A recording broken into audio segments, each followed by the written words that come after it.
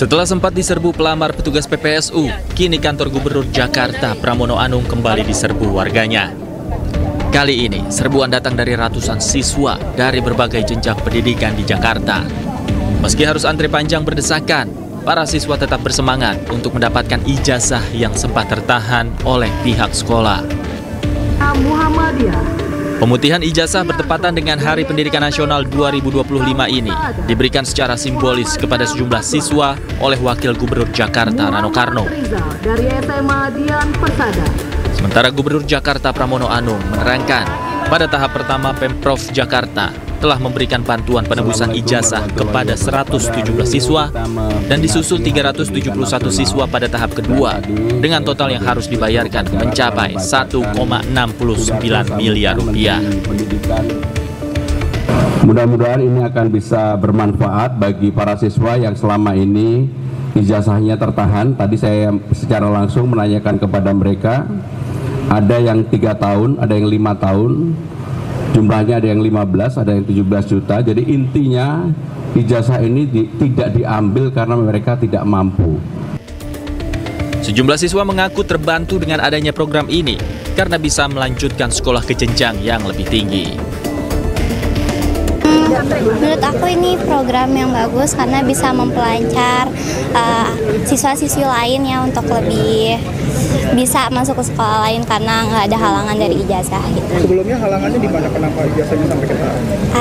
Ada faktor keluarga, masalah keluarga yang nggak bisa diceritain.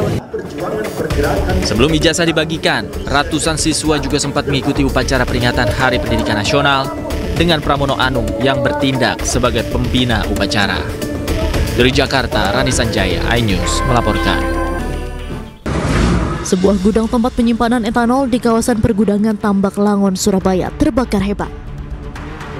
Dalam rekaman video amatir, tampak beberapa pekerja di komplek pergudangan Tambak Langon, Surabaya berhamburan menyelamatkan diri ketika terjadi ledakan di gudang nomor A10 yang terbakar Jumat siang. Api yang berkobar dengan cepat menghanguskan seluruh gudang beserta isinya, yang di dalamnya terdapat puluhan drum yang diduga berisi bahan kimia etanol. Seorang saksi mata mengatakan saat awal terjadinya kebakaran terdengar 5 kali suara ledakan dan yang paling besar terdengar pada ledakan terakhir. Bahkan saat meledak, atap dari bangunan terbang hingga tersangkut pada kabel listrik yang ada di depan gudang. Ya, pertama ledakan dulu. Ya, berapa kali itu? Baru orang-orang semua keluar. Belum tahu itu ada kebakaran. Ledakannya berapa kali? Beberapa kali. Sementara itu, untuk memadamkan api, sebanyak 18 mobil pemadam kebakaran diterjunkan. Siang hari ini, jadi kita tadi menerima telepon dari Command Center, kemudian teman-teman langsung melakukan pergerakan menuju ke lokasi. Jadi yang terbakar adalah etanol ya, etanol itu semacam seperti alkohol. Jadi alhamdulillah tidak ada perambatan ya, teman-teman tadi dengan sigap melakukan pemadaman, jadi tidak ada perambatan. Sampai sekarang ini masih kita berlangsung melakukan pemadaman. Kayaknya gudang penyimpanan, karena tadi itu infonya itu begitu kita masuk itu ada tangki, dia melakukan pengisian ke tong-tong tangki, dari tangki mengisi ke tong-tong drum-drum yang ada di situ. Tidak ada korban jiwa dalam kejadian ini, namun ada 3 unit sepeda motor yang terbakar. Kerugian yang timbul ditaksir mencapai miliaran rupiah. Dari Surabaya, Jawa Timur, Sony Hermawan, iNews melaporkan.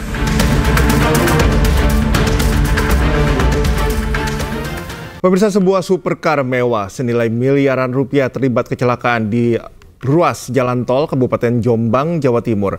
Mobil mewah tersebut menabrak sebuah sedan city car yang melaju searah di depannya.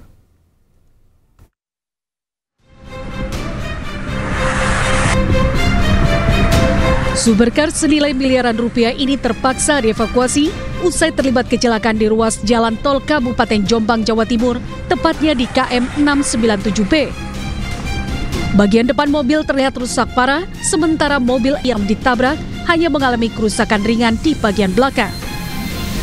Akibat insiden ini, 2 orang penumpang mobil yang tertabrak terluka, sementara pengemudi supercar dan seorang penumpangnya selamat. Kecelakaan diduga terjadi akibat supercar yang melaju di atas ketentuan dan kurang menjaga jarak aman dengan kendaraan yang ada di depannya. Nah itu kemungkinan kurang antisipasi dan jarak amannya kurang, sehingga ketika mengerem itu jarak amannya tidak terlampaui sehingga menabrak. Sebelumnya rombongan mobil supercar terekam CCTV melaju kencang di jalan tol dari Surabaya ke arah Jombang, Jawa Timur. Saat di lokasi, sebuah mobil tiba-tiba menabrak bagian belakang mobil lalu oleng dan baru berhenti setelah menabrak pagar pengaman di sisi kiri jalan tol. Kasus kecelakaan tersebut kini sudah ditangani petugas dari unit PJR 3 Polda Jatim. Dari Jombang, Jawa Timur, Mukhtar Bagus, iNews melaporkan. Sementara itu, pemirsa, Majelis Ulama Indonesia Jawa Barat menyebut jika program vaksetomi sebagai syarat untuk menerima bansos adalah haram.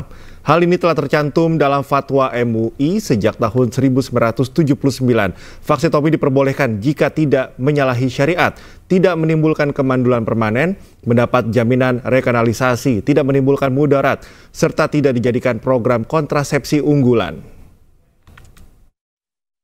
Vasektomi itu adalah haram, ya, haram. Kecuali ya dikecualikan terhadap 5 kekecualian, 5 hal ya. Dalam soal KB, kami bukan menolak KB-nya. KB bagi MUI tetap boleh sepanjang dilakukan sesuai dengan tuntunan syariah. Nah, vasektomi ini ternyata banyak yang melanggar ketentuan syariah, kan itu aja intinya. Berarti dorongan dari MUI nanti ke Pak Gubernur apa nih Pak setelah ada fatwa haram ini?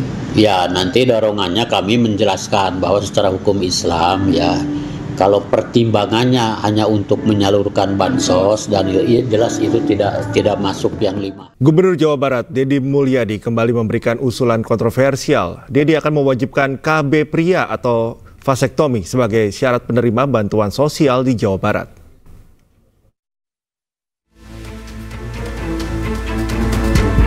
Gubernur Jawa Barat Deddy Mulyadi menyampaikan rencana kebijakan agar vasektomi atau KB pria menjadi syarat penerima bantuan sosial masyarakat prasejahtera di wilayahnya.